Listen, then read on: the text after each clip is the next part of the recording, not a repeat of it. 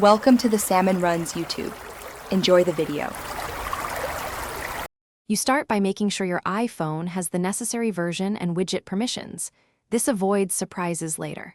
Once done, long press any empty area until icons jiggle, then tap the plus icon to open the widget gallery.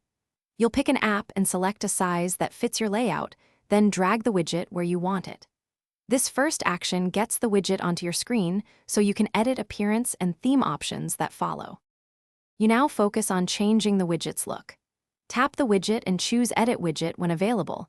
Otherwise, open the app hosting the widget to access appearance options. Inside those settings, adjust color, background transparency, and which data fields display so the widget matches your design.